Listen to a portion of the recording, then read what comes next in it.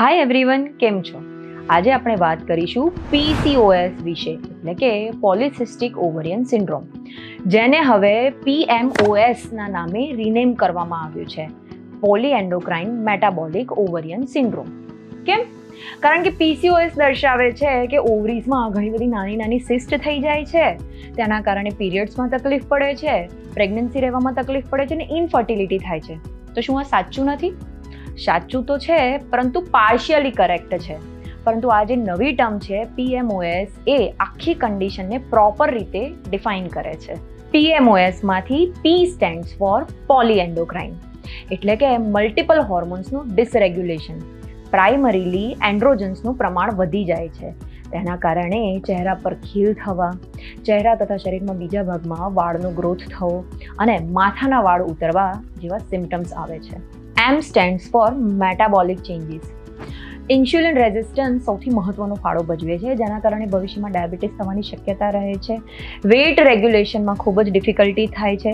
વજન તો વધી જાય છે, પરંતુ ઓછું થવામાં અને મેન્ટેન કરવામાં ખૂબ જ તકલીફ પડે છે. O stands for ovarian changes. આ બધા ચેન્જીસના લીધે જે અંડાશય પર, ઓવરીઝ પર જે અસર થાય છે એ હોર્મોનલ ડિસરેગ્યુલેશનના કારણે થઈને અને અંડાશયમાં મલ્ટિપલ સિસ્ટના કારણે ક્વોલિટીવાળા એગ્સ નથી બની શકતા, જેના કારણે ઓવ્યુલેશનમાં તકલીફ પડે છે, પ્રેગ્નન્સી રહેવામાં તકલીફ પડે છે અને પીરિયડ્સના ફ્લો અને રેગ્યુલારિટીમાં પણ તકલીફ પડે છે. And finally S, which stands for syndrome. આ બધી કન્ડિશન્સના લીધે થઈને જે સિમ્ટમ્સ આવે છે એ બધાનું એક કોમ્પ્લેક્સ ગ્રુપ એટલે કે સિન્ડ્રોમ. આ સિવાય પણ બીજા અમુક ઘણા સિમ્ટમ્સ આવતા હોય છે, જેમ કે થાક લાગવો, મૂડ સ્વિંગ્સ રહેવા, મૂડ ચેન્જીસ થવા, સ્લીપલેસ નાઇટ્સ અને દુનિયાભરનો stress. Now what is the management? મેનેજમેન્ટના 2 વેઝ છે. એક, medicine to control your symptoms, જે ડૉક્ટર આપશે તમારા બોડીના મેટાબોલિક અને હોર્મોનલ ચેન્જીસના હિસાબે. And the second way is lifestyle modification, જે તમારે કરવાનું છે. How to modify the lifestyle? Exercise કરવાની રહેશે, વેટ લોસ કરવાનું રહેશે અને તમારું વેટ કંટ્રોલ કરવાનું રહેશે. જંક ફૂડ અને શુગરનો ઇન્ટેક ઓછો કરવાનો રહેશે. ડાયટમાં પ્રોટીન અને ફાઇબર્સ ઇન્ક્રીઝ કરવાના રહેશે.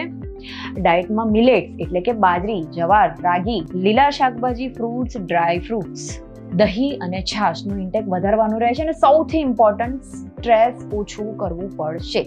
એક સાચી વાત કહું, PCOS કહો કે PMOS કહો, તેનો પરમાનન્ટ કોઈ જ ક્યોર નથી, પરંતુ બેલેન્સ ડાયટ, એક્સરસાઇઝ અને મેટાબોલિક ચેન્જીસ અને તમારા સિમ્ટમ્સના હિસાબથી યોગ્ય ટ્રીટમેન્ટ, આનાથી તેના સિમ્ટમ્સ પર ચોક્કસપણે ઘણા અંશે કંટ્રોલ તો લાવી જ શકાય છે.